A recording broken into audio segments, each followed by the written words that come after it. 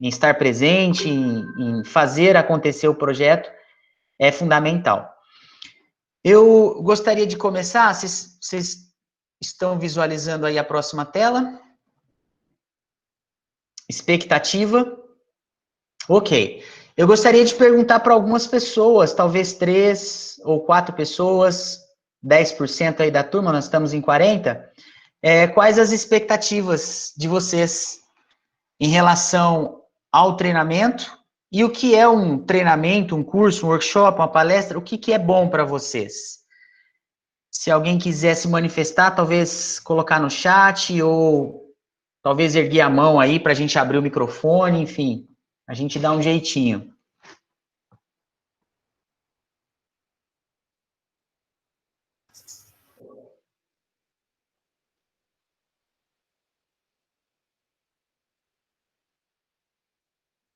Alguém gostaria de falar a expectativa?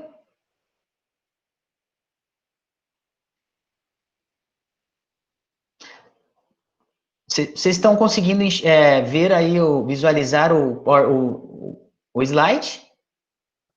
Sim, consigo. Não? Para alguns não?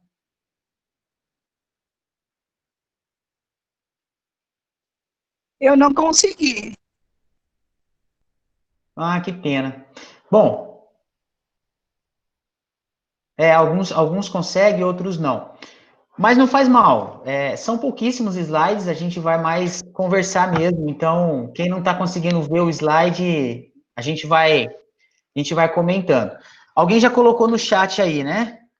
Da expectativa. Alguém gostaria de falar a expectativa? É bom quando a gente é um pouco modificado, tocado pelo assunto, espero melhorar os relacionamentos, procuro um aprendizado constante. Considerando esse tema, né, psicologia das emoções, a gente, expectativa para lidar melhor com as pessoas, especialmente da família. Miro, uma dica, quem não está conseguindo... Talvez... Hoje de manhã eu saí e entrei, deu certo, tá? Ah, obrigado, Gilson. Você disse em relação ao slide, né? Oi, Elmiro, tudo bem? Eu saí de novo. Tá dando algum probleminha assim no som, tá picotando, mas as suas imagens estão aparecendo. E a minha expectativa é, com certeza, ouvir você, que é uma excelente profissional.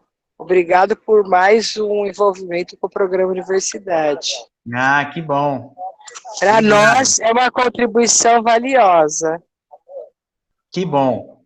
Pessoal, é muito importante esses feedbacks aí em relação ao som, em relação às imagens. Então, assim, se tiver picotando para todo mundo, porque às vezes é a internet ou é o áudio da pessoa. Mas se tiver para todo mundo, eu tento fazer alguma coisa de diferente aqui, tento tirar o microfone, tento fazer alguma coisa. Vocês podem ficar à vontade para falar, tá bom? Podem colocar no chat aí ou abrir o microfone e pode falar.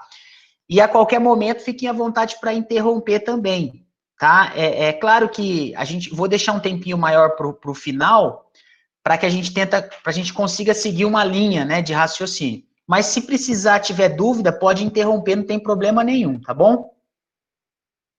A Dinora, tá tentando falar, tá com o microfone fechado.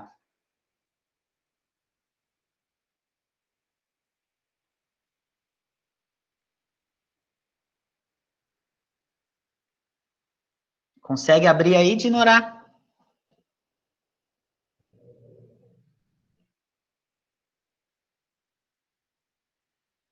Não? O pessoal que criou a sala, alguém do suporte consegue, será abrir o microfone da Dinorá? Não? Eu não consigo, Elmiro, só consigo fechar os microfones, abrir não. Tá, mas não faz mal, Bom, eu perguntei a expectativa de vocês, algumas pessoas falaram, eu gostaria também de falar da minha expectativa. Pode continuar, Elmiro, que o som acho que agora já estabilizou, tá tranquilo. Ah, tá bom. Tá ótimo. Eu trouxe duas frases aí para vocês para explicar, para resumir a minha expectativa. A primeira frase diz o seguinte: uma grama de ação vale mais do que uma tonelada de teoria. Então, psicólogos, psiquiatras, pessoas da área de desenvolvimento, muitas vezes eu conheço vários que são bastante teóricos. Então, as pessoas falam de teorias e teorias e teorias, mas a grande questão é, dessa teoria, o que eu consigo colocar em prática? O que realmente é aplicável? E eu me preocupo muito com isso. Tanto que a minha abordagem psicológica, eu optei pelo behaviorismo, pela análise do comportamento, que é uma abordagem mais pragmática, é uma abordagem com uma fundamentação filosófica muito forte, muito experimental. E é exatamente por isso que eu gosto. Então, uma das minhas expectativas, um dos meus objetivos, é que não seja aqui teorias lançadas, talvez que possa fazer sentido, mas que vocês coloquem em prática o que nós vamos discutir aqui. É claro, se fizer sentido para vocês, nós vamos descobrir isso no final do terceiro dia. E aí uma outra frase que eu gosto bastante também, que talvez resuma bem essa ideia da Marta Medeiros, diz o seguinte: desaprender para aprender. Ou seja, às vezes a gente passa a vida inteira se comportando de uma forma porque a gente aprendeu a se comportar daquele jeito. Só que nunca é tarde para a gente desaprender. Eu tenho uma frase que eu gosto muito que diz o seguinte: antes tarde do que mais tarde. Então, não é antes tarde do que nunca, não. É antes tarde do que mais tarde. Então, muitas coisas eu tenho desaprendido. E aí a frase continua dizendo o seguinte: deletar para escrever em cima. Houve um tempo em que eu esperava que para isso seria preciso nascer de novo, mas hoje sei que dá para renascer várias vezes nesta mesma vida. Basta desaprender o receio de mudar. Então, quando a gente está disposto a fazer mudança, e isso envolve mudanças de comportamento em relação às nossas emoções, em relação aos nossos relacionamentos, nós podemos reviver várias vezes nessa mesma vida. Não precisamos morrer para reviver, como alguns acreditam, mas podemos fazer isso na nossa própria vida. E é claro, a psicologia científica, ela é uma psicologia que traz informações, métodos, técnicas que são validados. A psicologia é uma ciência, existe uma ciência experimental, empírica ali por trás da psicologia. Então, eu trouxe para vocês alguns desses conceitos que, para mim, fazem muita diferença, que fizeram diferença na minha vida. O primeiro conceito é o conceito de locus de controle. Alguém já ouviu falar disso? Locus de controle? Não? O que é esse locus de controle? É a ênfase que a gente dá para as coisas que acontecem na nossa vida. Então, vejam, existem muitas influências que modelam o nosso comportamento. Por exemplo, nós não podemos negar a influência da questão genética. Existe uma seleção de comportamentos por conta de uma filogênese inerente à nossa espécie. Ou seja, nós herdamos características dos nossos pais, dos nossos avós, enfim, de pessoas que nos antecederam, e essas características têm, esse DNA, essa questão genética tem muita influência no nosso comportamento. Temos também o ambiente. Quando nós crescemos num ambiente rígido, um ambiente que é muito punitivo, um ambiente com muito restritivo, a gente vai se modelando naquele ambiente. E aí, essa modelagem, esse repertório que nós vamos criando, vai transformando e vai fazendo com que a gente se torne pessoas únicas, particulares. Temos também a influência da cultura. Uma pessoa lida com as emoções no Brasil diferente de uma pessoa no Japão. Vocês, por exemplo, conseguem dizer essa questão das emoções, da diferença que tem, por exemplo, entre os orientais e os ocidentais? Existem algumas diferenças importantes. Mas o que o locus de controle vai dizer? 2 grupos de pessoas. Às vezes é um pouco ruim você ser assim tão dicotômico, né? 2, 1, A e B, preto e branco, mas nesse caso é muito interessante. O locus de controle externo são aquelas pessoas que acreditam que todas as decisões, tudo que acontece na vida dela, por exemplo, quando ela fracassa, quando ela tem um sucesso, quando ela se dá bem na vida, isso se dá por questões externas. Ou seja, eu não tenho dinheiro por causa da crise. Não tenho dinheiro por causa da crise. Eu acho que deu algum eco aí, né?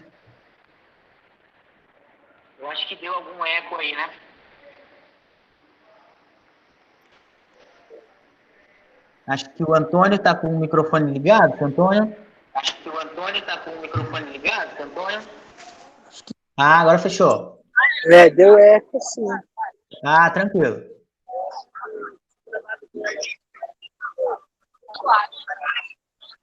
Agora tá a Alice.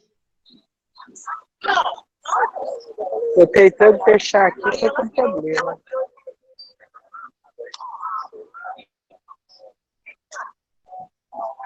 Sim.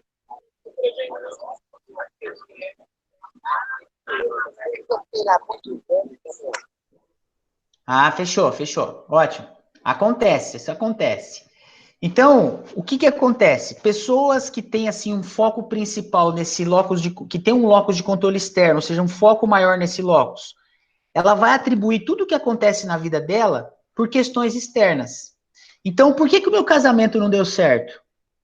Problema da minha esposa, casei com a mulher errada. Por que eu brigo com meu marido? Porque meu marido é teimoso demais, meu marido é turrão, tudo tem que ser do jeito dele. Por que o meu emprego eu não fui promovido, não alcancei o sucesso, o auge que eu gostaria de ter alcançado?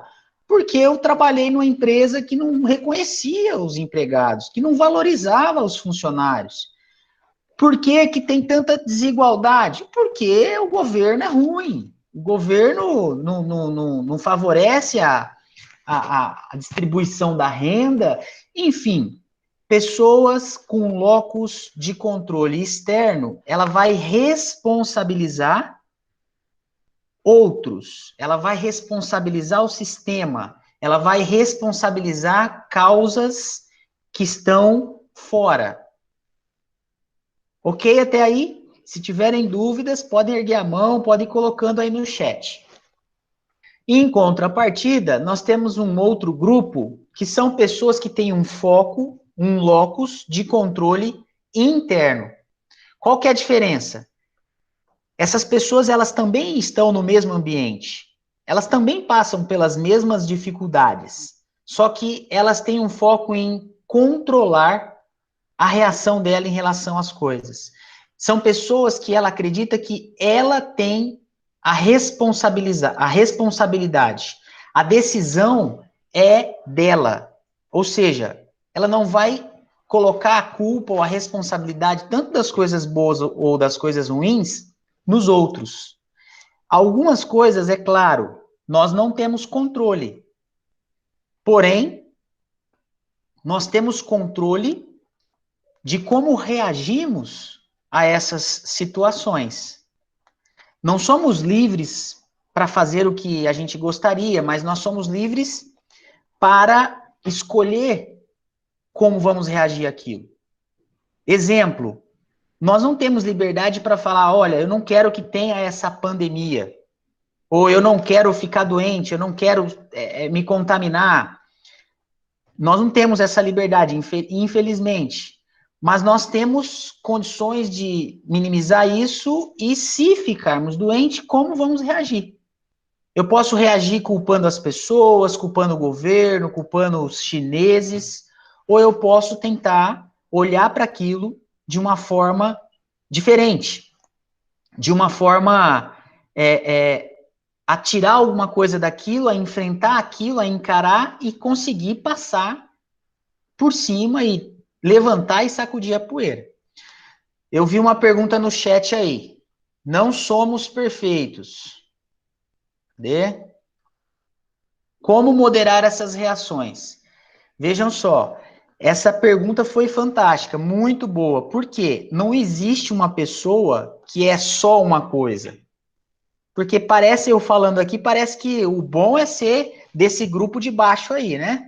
Do locus interno, de se responsabilizar. Porém, como eu disse, existem coisas que não dependem de nós, que não estão no nosso controle. Por exemplo, doenças. Algumas doenças emocionais, elas têm uma comprovação, assim, incontestável, que tem uma forte influência genética. Ansiedade, depressão, estresse. Se você começar a perceber, olhar aí para a sua família, você vai ver que se você tem algum desses transtornos de humor, algum desses problemas emocionais, você vai ver que muito provavelmente outras pessoas da sua família tinham. Então, não dá para simplesmente falar, eu vou me responsabilizar por tudo, eu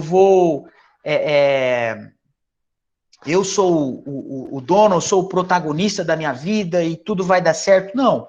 Existem, sim, coisas que o locus externo, ele é muito importante. Então, nós vamos ali, como não somos perfeitos, como bem perguntado aí, nós vamos aí equilibrar entre esses dois locus. Agora, é claro, em termos de liderança, em termos de sucesso, e não estou falando de sucesso enquanto dinheiro, enquanto fama, enquanto poder, mas enquanto satisfação, enquanto realização. Em qual dos dois grupos vocês acreditam que a pessoa vai conseguir mais coisas, vai conseguir conquistar mais coisas e vai conseguir ter uma vida mais plena? Pessoa que tem um foco no locus de controle externo ou no locus de controle interno?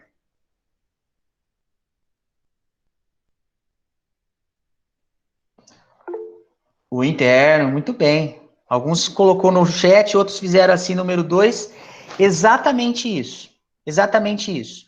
E aí, o que acontece? Nós precisamos saber como fazer isso. Talvez vocês estejam se perguntando, né? Tá, Elmiro, legal, bonito até agora. Agora você fala como é que a gente faz, né? Como é que eu tenho esse controle interno aí? Como é que eu consigo me responsabilizar?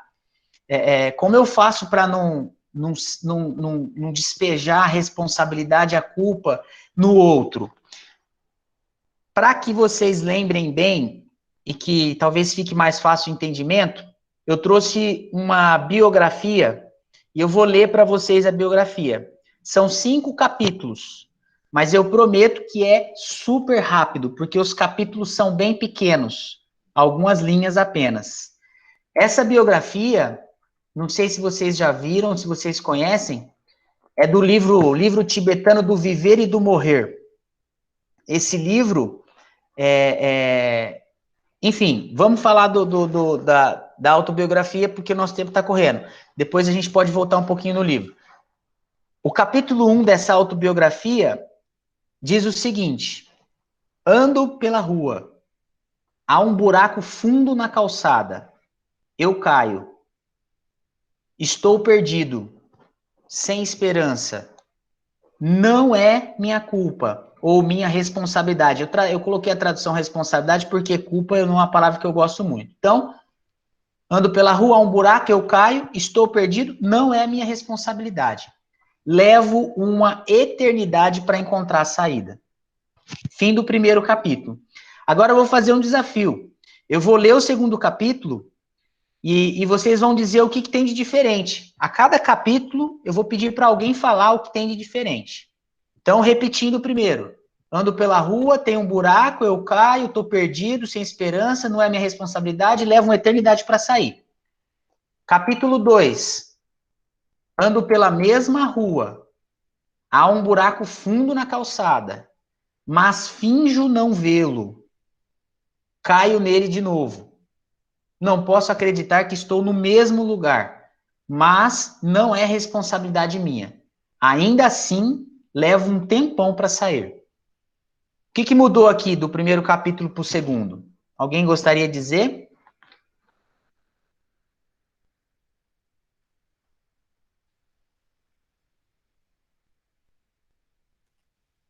Aqui no primeiro você diz que não viu o buraco. Dessa vez você vê, mas finge que não vê. Exato, Gilson. Perfeito.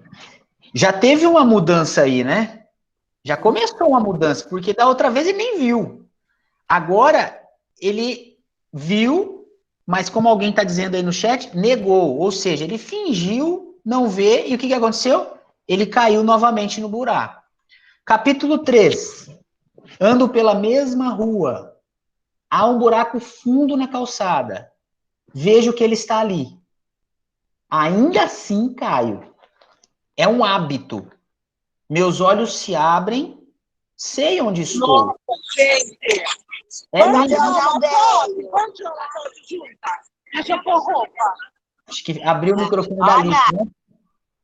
Ah, fechou, Alice. Obrigado. É um hábito. Meus olhos se abrem, sei onde estou, é minha responsabilidade, saio imediatamente. O que mudou agora? Agora teve outras mudanças importantes, né? Mas a impressão que dá é que a pessoa não quer enxergar o próprio problema, né? Ela tá vendo o buraco, ela viu o buraco, ela passou pelo buraco, ela caiu no buraco, ela retornou para o buraco.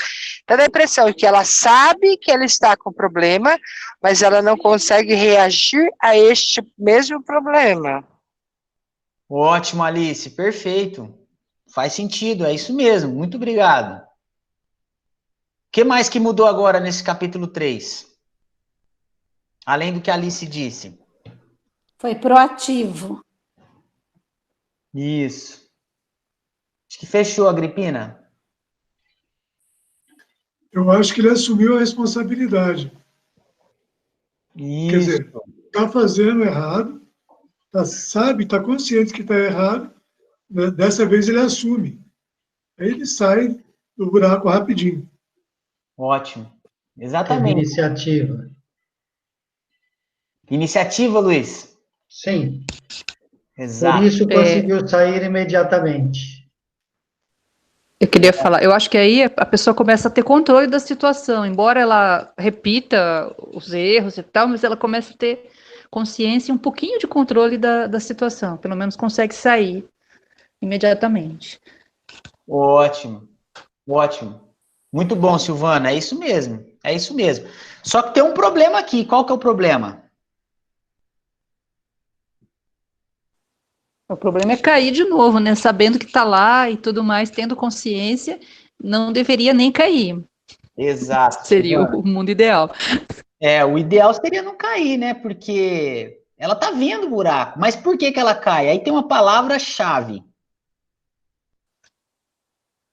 Comodismo? Hábito, teimosia. Eu acho que é o hábito que a pessoa acomoda e não quer mudar. Perfeito. Várias pessoas... Está tentando, mas não quer mudar de forma alguma, né? Exato, Sueli. Várias pessoas responderam no chat aí, ó. Coracine, Valmira, exatamente. Está habituada. E vocês já perceberam que às vezes acontece isso com a gente? A gente, por exemplo, cria o hábito de ter alguns traços de personalidade e a gente acha que é assim. Você já ouviu alguém falando assim, ó, eu sou assim mesmo. Os incomodados que se mudem. Eu não levo desaforo para casa. Se quiser ficar comigo é assim. Ou a pessoa que se acha o dono da razão, tudo tem que ser do jeito dela. É aquela pessoa rígida, aquela pessoa que não tem flexibilidade. Já viram pessoa assim? Já, né? Já. Às vezes a gente é assim também, né? Em algumas ocasiões pode ser que a gente seja assim também. Todos nós, né? Temos um pouquinho. Mas vamos seguir. Parece que estava bom aqui, né? Mas a pessoa ainda caiu. É um hábito. É um hábito. E esse é um problema. Nós criarmos hábitos que são hábitos nocivos. São hábitos que nós não deveríamos ter. Como, por exemplo, de cair ali no caso do poema, né? Da história. Então vamos para o capítulo 4. Opa! Capítulo 4 não veio. Deixa eu pegar aqui.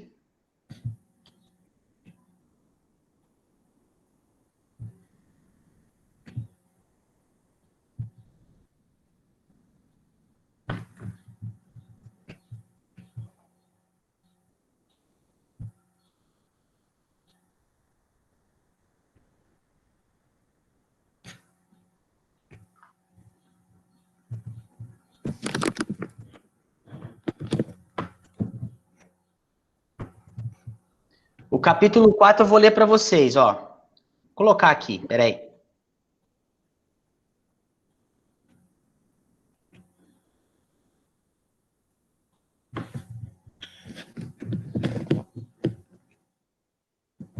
Apareceu aí? Não. Agora sim. Tá aparecendo agora. Ah, apareceu. Então o capítulo 4 diz o seguinte, olha. Ando pela mesma rua. Há um buraco fundo na calçada. Dou a volta. E agora, qual que é a diferença? Agora Mudança no hábito. ele está mudando. Mostrou que vai pro ringue. É. Atitude, né? Aprendeu. Consciência. Está tendo mais consciência dos seus problemas. Ah, Eliana que tá falando, né? Eliana Figueiredo. Isso. Consciência. Muito bem. Muito bem. Conseguiu evitar a queda porque mudou de atitude. O Luiz comentou aqui. Exatamente isso, Luiz. Exatamente isso. Já tá bom aí, não tá? Já tá bom aí. Mas são 5 capítulos. Deixa eu compartilhar aqui de novo, porque deu um probleminha.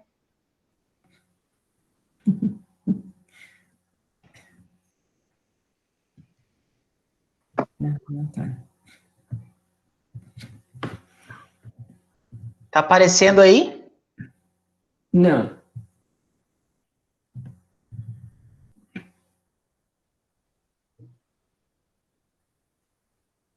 Deixa eu ver aqui.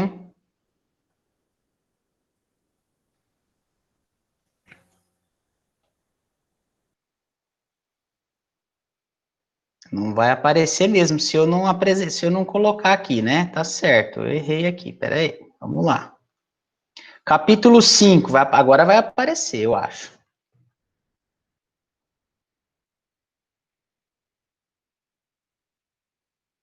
Apareceu? Sim. Sim. Pelo celular, não. Não? Para mim apareceu, tô no celular, tá aqui, capítulo 5. É bem fácil de concluir o capítulo 5. Diz o seguinte, vou ler na íntegra. Ando por outra rua. Ando por outra rua. Bom, são 5 capítulos. O que eu quero pedir para vocês agora? Talvez vocês não vão conseguir lembrar, mas acho que vocês vão sim. São capítulos curtinhos, né? Na vida de vocês hoje, em qual capítulo vocês acham que vocês estão? Podem colocar no chat ou fazer o número com a mão. Eu estaria no 5.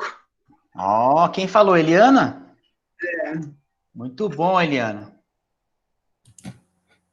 Eu estou no 5. É, ótimo. Faz um tempo.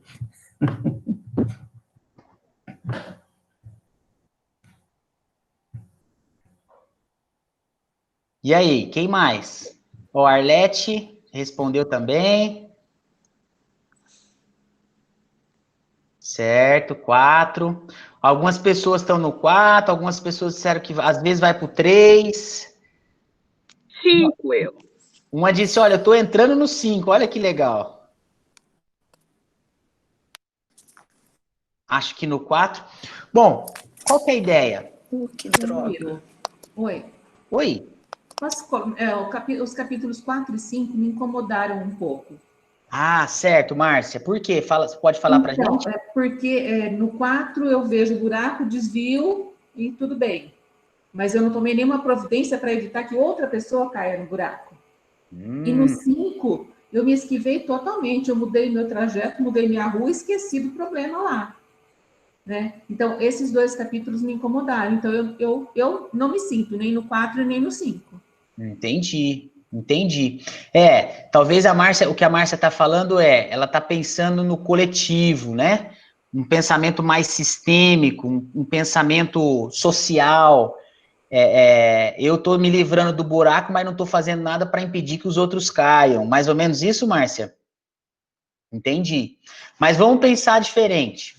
Esse pensamento da Márcia é totalmente interessante, e aí a Márcia agora ela explodiu a ideia para uma outra dimensão, né? Que é a dimensão do coletivo, que é muito maior que o individual, do sistêmico.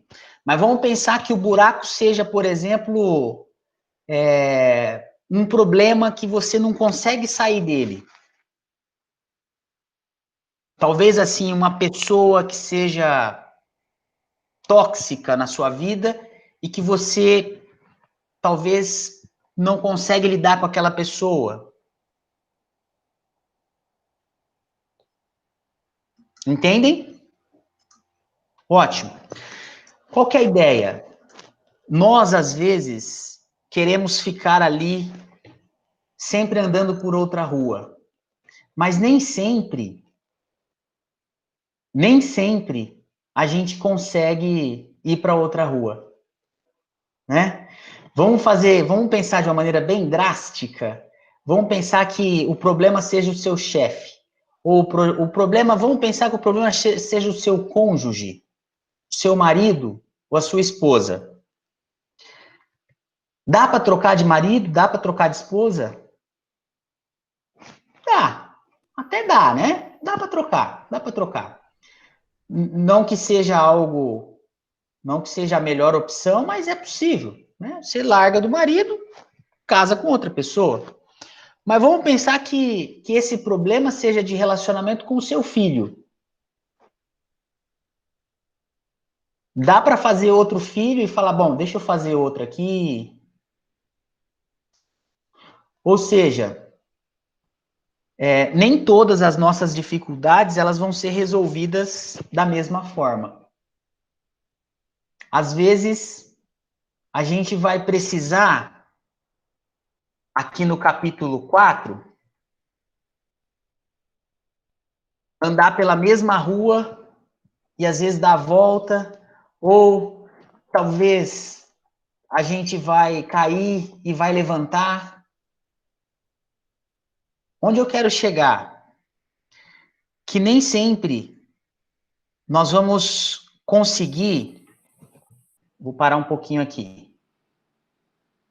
Nem sempre a gente vai conseguir resolver as coisas e andar por outra rua em todos os problemas.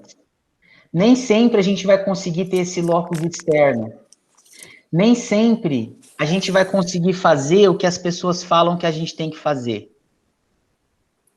Que a gente tem que ser forte, que a gente tem que focar só no positivo, que a gente não pode ficar triste, que a gente não pode sentir algumas emoções que são emoções desagradáveis.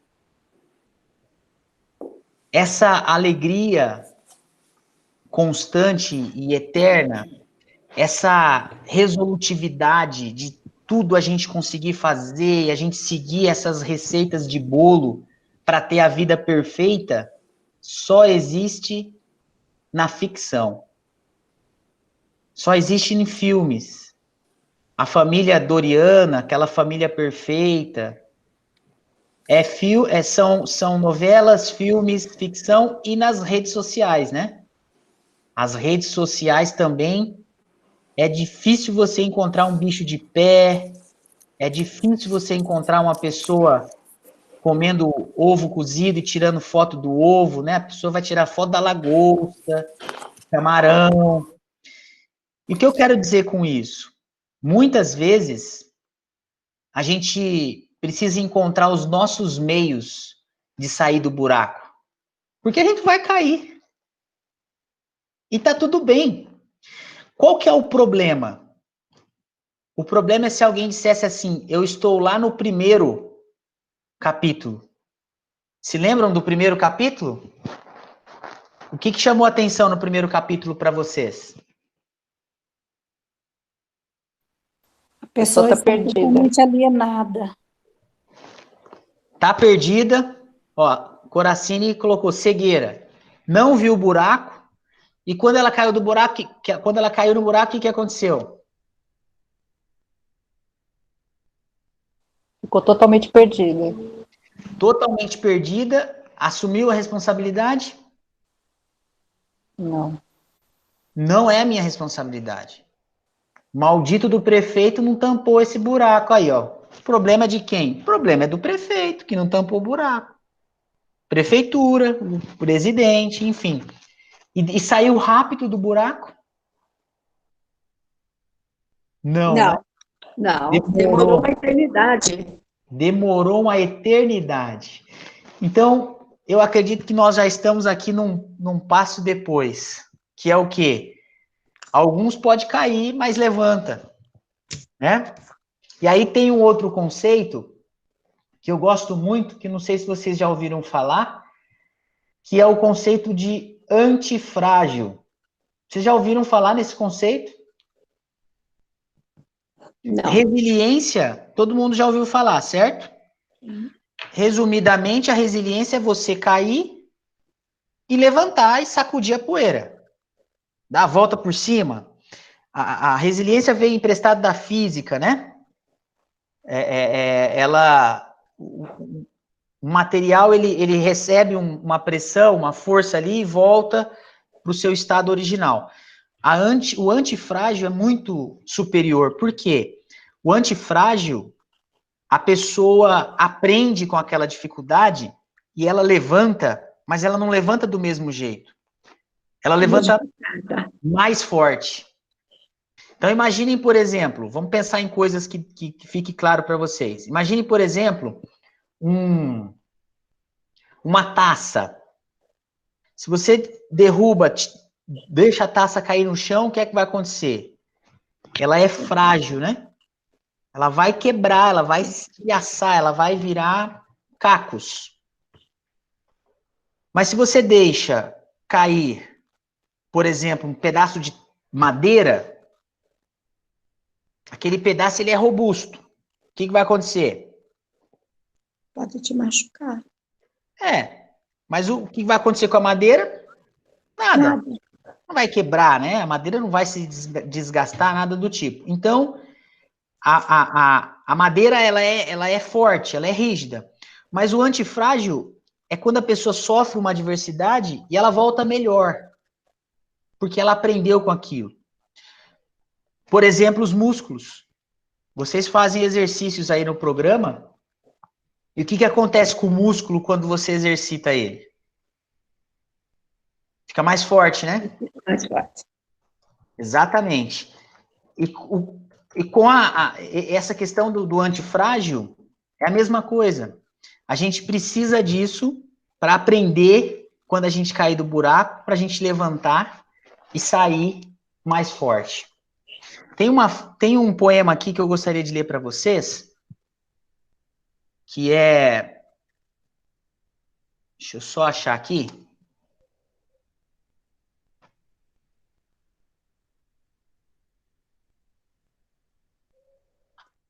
Não sei se vocês já ouviram.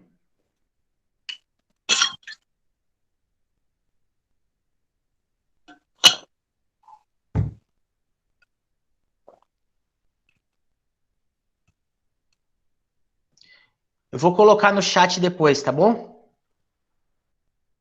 O poema diz o seguinte. É um trecho de um discurso da Cidadania em uma República, A tradução é o homem na arena. Diz o seguinte: não é o crítico que importa, nem aquele que aponta onde foi que o homem tropeçou, ou como o autor das façanhas poderia ter feito melhor. O crédito pertence ao homem que está por inteiro na arena da vida, cujo rosto está manchado de poeira, suor e sangue, que luta bravamente, que erra, que decepciona, porque não há esforço sem erros e decepções, mas que, na verdade, se empenha em seus feitos, que conhece o entusiasmo, as grandes paixões, que se entrega a uma causa digna, que, na melhor das hipóteses, conhece, no final, o triunfo da grande conquista, e que, na pior, se fracassar, ao menos fracassa ousando grandemente. Eu gosto muito desse trecho do discurso, eu vou colocar no chat para vocês. Por quê? Nós não precisamos ser fortes o tempo todo. Nós não precisamos ser perfeitos, como alguém disse lá no começo. Os nossos relacionamentos não são perfeitos e não serão perfeitos. Mas a grande questão é, o que nós podemos fazer com o que nós temos, com os recursos que nós temos. E uma das coisas importantíssimas é o que vocês estão fazendo agora. Vocês estão aprendendo, vocês estão falando sobre emoções. Na semana que vem, eu vou trazer algumas técnicas especificamente sobre relacionamentos. Mas para a gente começar, deixa eu compartilhar de novo aqui a tela.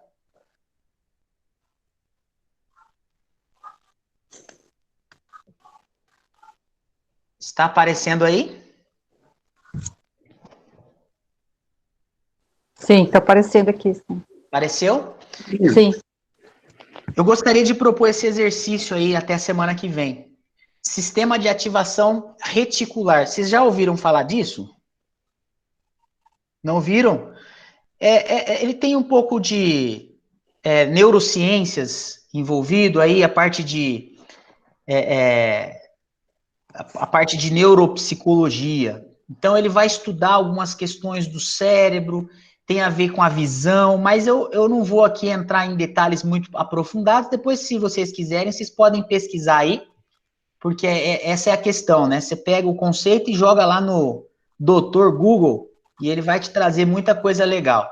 Traz coisa ruim também, mas traz muita coisa boa. Quem gostaria de tentar, assim, explicar essa imagem para a gente começar o conceito? Só falar da imagem, quem conseguir, quem estiver vendo a imagem aí. De preferência pode ser pelo microfone. A impressão é que, na verdade, eu penso que cada um está pintando a tela conforme a sua visão ou o ponto que chamou a atenção para ele. Acho que alguém compartilhou aí. Foi a Ângela que falou? Foi. Oi? Alô? A Agripina está compartilhando a tela dela.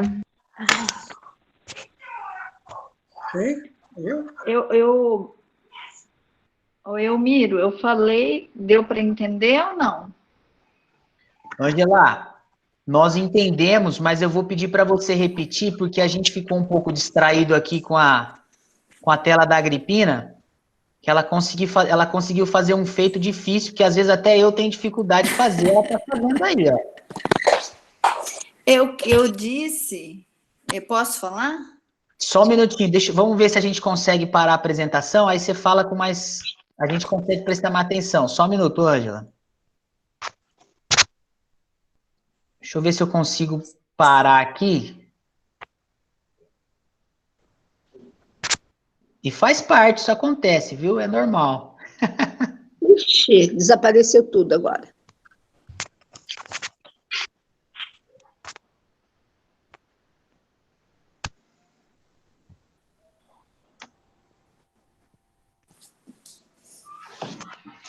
Agripina. Apareceu ali? Oi. Oi, acho que você conseguiu já desativar, né, a sua apresentação. Apareceu? É que eu não consigo. A do Elmiro está aparecendo agora. Ah, perfeito. Então, Ângela. Oi. Ângela, você pode repetir para a gente, por favor? O que você vê na imagem? O que eu vi é que cada pintor está pintando uma imagem que mais me chamou a atenção. Um está pintando o homem, está deitado e o outro está pintando a paisagem. Então, cada um tem a sua visão do mesmo instante, da mesma situação. Não é? Exatamente, Ângela. Muito bem. Na mosca, acertou na mosca. Alguém mais tem alguma opinião? Não estou conseguindo ver, eu estou vendo só você. Ah, não está conseguindo? Eu também não, eu estou vendo você. Ah, que pena. Que pena. Mas eu posso mandar para vocês depois, se vocês quiserem. A Ângela resumiu bem. Então, é uma paisagem que tem aí um morador de rua deitado, provavelmente um morador de rua ali num cobertor, e tem uma grade, e por trás dele tem uma paisagem, tem uma mata, tem o sol, tem o céu, e tem dois pintores, um retratando a pessoa deitada, pintando exatamente ela, e o outro pintando a paisagem. Qual que é a ideia por trás aqui dessa técnica, né, das neurociências? Vocês já perceberam que quando o nosso cérebro, os nossos olhos, aliás, ele não consegue enxergar tudo. Você está andando na rua, você não olha para tudo, você não consegue perceber tudo. Seria muita informação desnecessária. Então, nós temos um mecanismo muito avançado que a gente seleciona o que a gente quer ver. Mas vocês já prestaram atenção que quando você foca em alguma coisa, por exemplo, você tinha um carro. Você tinha um carro lá, um Honda Fit. Aí, de repente, você troca de carro e compra um Toyota. Vocês já perceberam o quanto você começa a ver mais carro Toyota? Ah, eu tenho um carro branco, comprei um carro preto. E você começa a perceber um monte de carro preto. Ou quando você está grávida, as mulheres grávidas entendem bem isso. Você parece que tá todo mundo grávida. Aparece um monte de grávida. Por que isso? Por que isso? Porque nós praticamos essa ativação reticular sem ao menos perceber que nós estamos fazendo isso. Nós começamos a ter acesso a isso. E a mídia, as redes sociais, a internet usa muito disso. Você já pesquisou coisas na internet e de repente começou a aparecer um monte de propaganda para você sobre aquele assunto? Por quê? Se você está pesquisando, a rede, a internet ali, as empresas querem te bombardear de informação para que você compre aqueles determinados produtos. Há quem diga que até os aparelhos escutam a gente, né? O que eu não duvido, porque ele tem microfone, né? Então já aconteceu. Eu estou falando sobre um negócio, só falei, de repente aparece a propaganda, eu fico meio com medo. Mas a ideia qual que é?